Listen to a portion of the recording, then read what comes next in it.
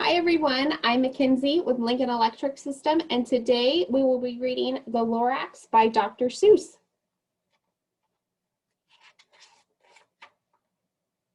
At the far end of town, where the grickle grass grows, and the wind smells slow and sour when it blows, and no birds ever sing excepting old crows, is the street of the lifted Lorax.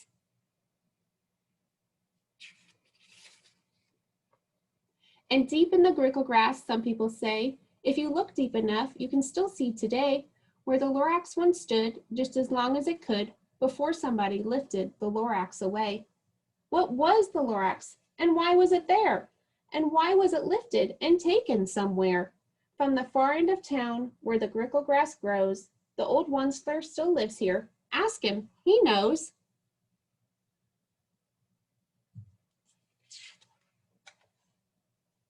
You won't see the Onceler, don't knock at his door. He stays in his lurkum, on top of his store. He lurks in his lurkum, cold under the roof, where he makes his own clothes out of mufford moof. And on special dank midnights in August, he peeks out of the shutters, and sometimes he speaks and tells how the Lorax was lifted away. He'll tell you, perhaps, if you're willing to pay.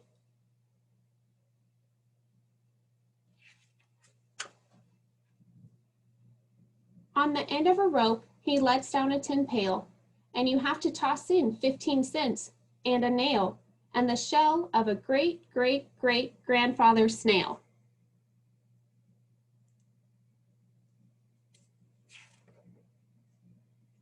Then he pulls up the pail, makes a most careful count to see if you paid him the proper amount. Then he hides what you've paid him away in his snoof, his secret strange hole in his grevulous glove. Then he grunts, I will call you by whisper my phone, for the secrets I tell are for your ears alone.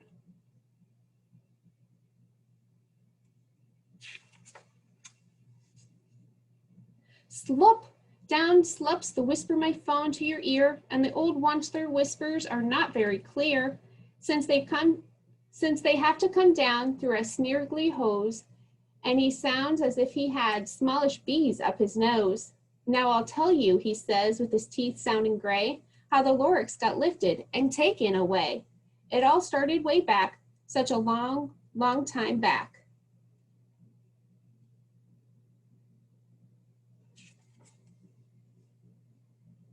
Way back in the days when the grass was still green, and the pond was still wet, and the clouds were still clean, and the song of the swoomy swans rang out in space, one morning I came to this glorious place, and I first saw the trees, the truffula trees, the bright-colored tufts of the truffula trees, mile after mile in the fresh morning breeze.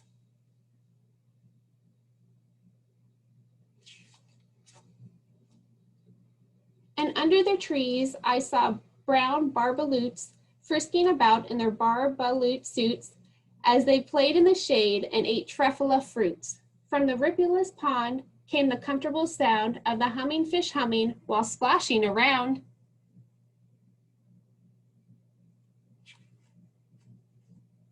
But those trees, those truffula trees. All my life I've been searching for trees such as these. The touch of their trunks was much softer than silk, and they had the sweet smell of fresh butterfly milk. I felt a great leaping of joy in my heart. I knew just what I'll do. I unloaded my cart.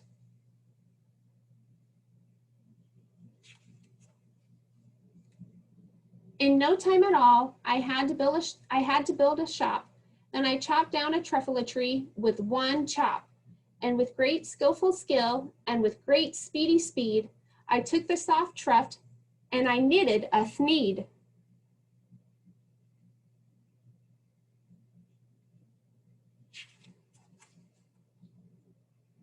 The instant I finished, I heard a gazzup. I looked. I saw something pop out of the stump of the tree I chopped down. It was sort of a man. Describe him. That's hard. I don't know if I can. He was shortish and oldish and brownish and mossy, and he spoke with a voice that was sharpish and bossy.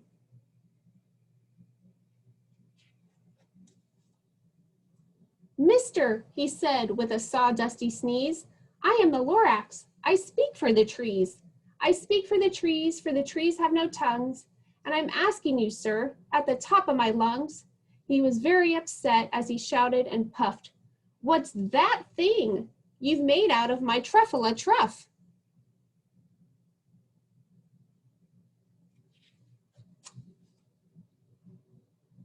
Look, Lorax, I said, there's no cause for alarm. I chopped just one tree. I'm doing no harm.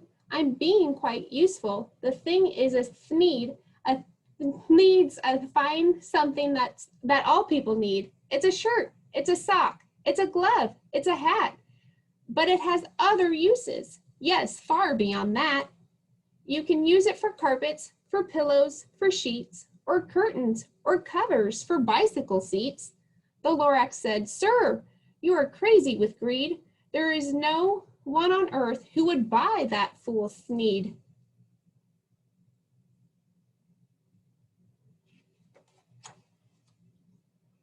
But the very next minute, I proved he was wrong, for just at that minute, a chap came along, and he thought that the thneed I knitted was great. He happily bought it for $3.98.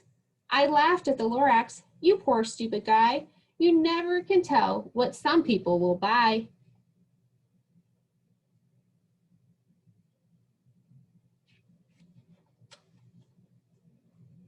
I repeat, cried the Lorax, I speak for the trees.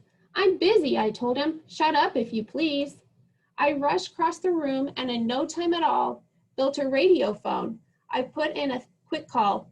I called all my brothers and uncles and aunts, and I said, listen here, here's a wonderful, wonderful chance for the old Onceler family to get mighty rich.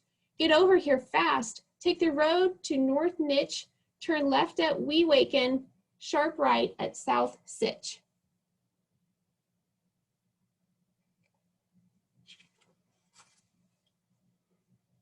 And in no time at all, in the factory I built, the whole Onceler family was working full tilt.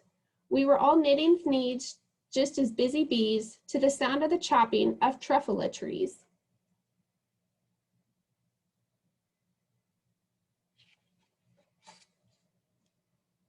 Then, oh baby, oh, how my business did grow. Now chopping one tree at a time was too slow. So I quickly invented my super axe hacker, which whacked off 4 truffle trees at one smacker. We were making thneeds 4 times as fast, and that Lorax, he didn't show up anymore.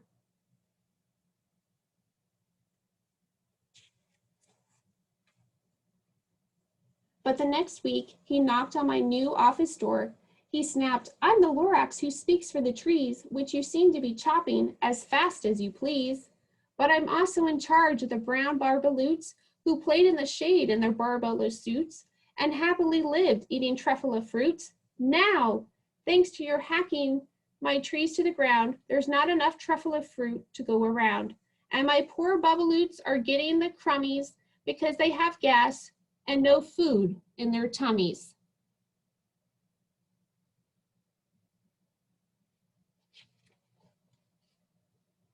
They loved living here, and I can't let them stay. They'll have to find food, and I hope that they may. Good luck, boys, he cried, and he sent them away. I, the Onceler, felt sad as I watched them all go, but business is business, and business must grow, regardless of crummies and tummies, you know.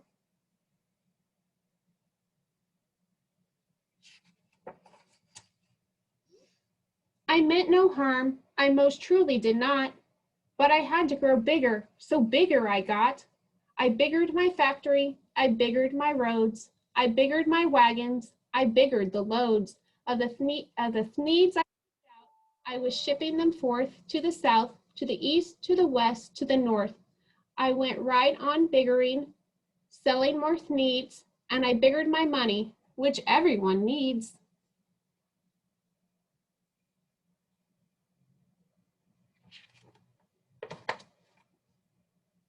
Then again he came back. I was fixing some pipes when that old nuisance Lorax came back with more gripes. I am the Lorax, he coughed and he whiffed. He sneezed and he snuffed. He snarled and he griffed. Once there, he cried with a crefulous croak. Once there, you're making such smugulous smoke. My poor swoomy swans, why can't they sing a note? No one can sing who has smog in his throat.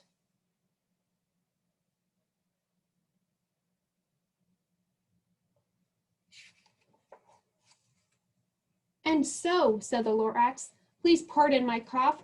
They cannot live here, so I'm sending them off. Where will they go? I don't hopefully know. They may have to fly for a month or a year to escape from the smog you smogged up around here.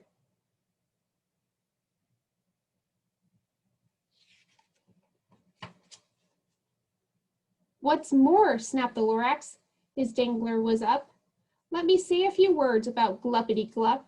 Your machinery chugs on day and night without stop, making gluppity glup and sloppity slop. And what do you do with this leftover goo? I'll show you, you dirty old monster man, you.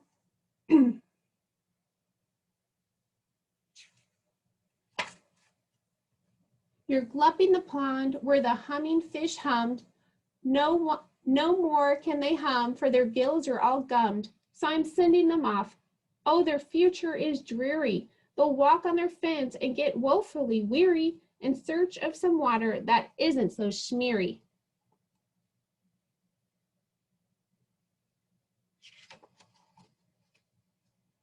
And then I got mad. I got terribly mad. I yelled at the Lorax, now listen here, Dad. All you do is yappity yap and say bad, bad, bad, bad. Well, I have my rights, sir, and I'm telling you, I intended to go on doing just what I do.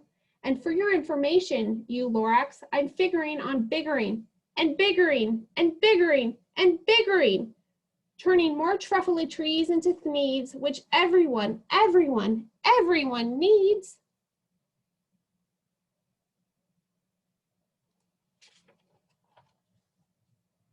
And at that very moment, we heard a loud whack. From outside in the fields came a sickening smack of an axe on a tree, and then we heard the tree fall, the very last truffle tree of them all.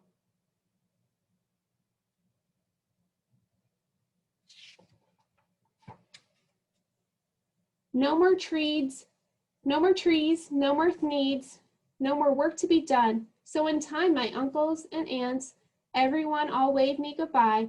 They jumped into my cars and drove away under the smoke-smuggered stars.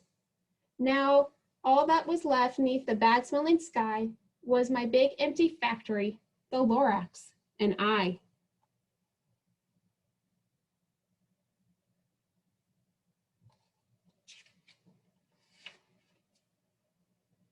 The Lorax said nothing, just gave me a glance, just gave me a very sad, sad backwards glance as he lifted himself by the seat of his pants, and I'll never forget the grim look on his face when he hastened himself and took leave of this place through a hole in the smog without leaving a trace.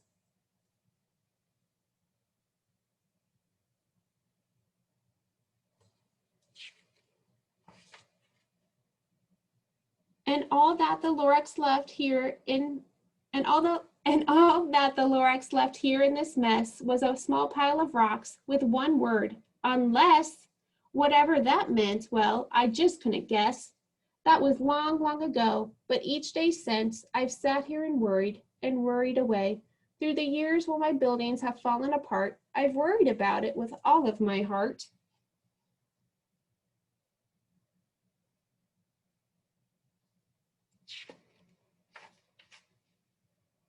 But now, says the onceler, now that you're here, the word of the Lorax seems perfectly clear. Unless someone like you cares a whole awful lot, nothing is going to get better. It's not.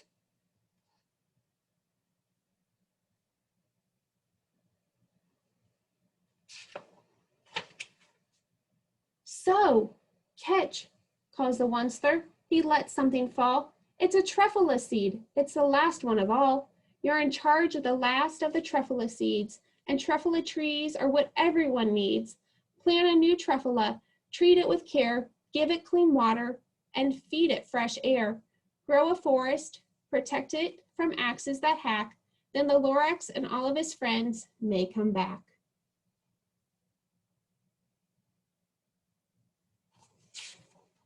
And that's the end. I hope you enjoyed listening to the Lorax. And again, I'm McKenzie. Thank you for joining us today. Bye.